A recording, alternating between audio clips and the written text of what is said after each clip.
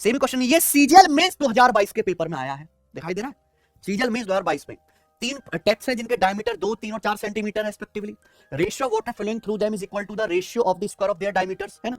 उनमें जो water flow हो रहा है वो उनके व्यास के वर्ग के अनुपात के बराबर है, यानी कि तीनों पाइपों की जो एफिशिएंसी है वो डायरेक्टली क्या होगी, डायमीटर के स्क्वायर के रेशियो में होगी। ठीक है। सवाल ये है that largest tap alone can fill the empty tank in 81 minute. सबसे बड़ा टैप 81 मिनट में भर सकता है। पूछा अगर all the drains are open, ठीक है, सारे टैप्स एक साथ खोल दिए जाएं तो ये पूछा है टैंक कितने समय में भर जाएगा। सभी नल अगर एक साथ खोल दिए जाएं तो टैप्स कितने समय में भर जाएगा। तो तीनों पाइपों की एफिशिएंसी का रेशियो सीधा आ गया। डायमीटर का स्क्वायर करेंगे, 2 का वर्ग 4, 3 का वर्ग 9, 4 का वर्ग 16। अब यहाँ पे सबसे बड़ा टैप्स कौन सा है, तीसरा वाला। तीसरा वाले की एफिशिएंसी 16, ये अकेले 81 मिनट में भर सकता है, तो टैंक की कैपेसिटी होगी।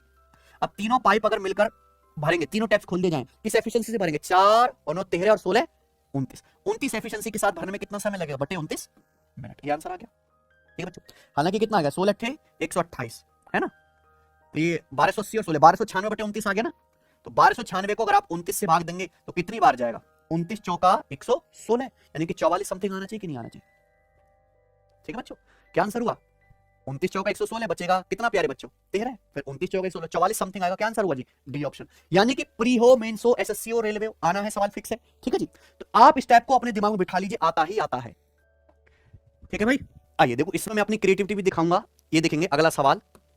हाँ, 1 सेंटीमीटर 4/3 सेंटीमीटर 2 सेंटीमीटर व्यास के 3 पाइप एक साथ खोले जाते हैं। ठीक है, सबसे बड़ा पाइप अकेले चलता है तो टंकी को 122 मिनट में भर देता है। सबसे बड़ा पाइप किसका डायमीटर सबसे बड़ा, तीसरे वाले पाइप का, है ना, 122 मिनट में भर देता है।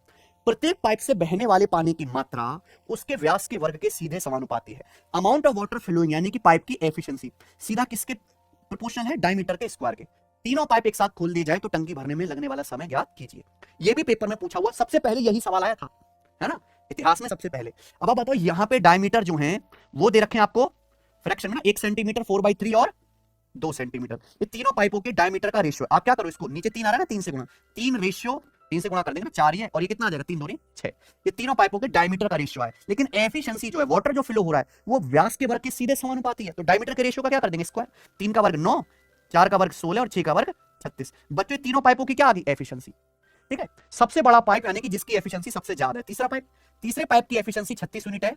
ये पूरी टंकी भरता है 122 मिनट में। 122 मिनट में कितनी टंकी भरेगा, 122 से गुणा, ये टंकी कैपेसिटी आ गई। अब तीनों पाइप अगर एक साथ खोल दिए जाए तो तीनों पाइप टंकी भरेंगे 9, 16, 25 और 36 61 एफिशिएंसी के साथ अगर तीनों पाइप टंकी भरेंगे, भरने में कितना समय लगेगा, बटे 61 ही आ जाएगा।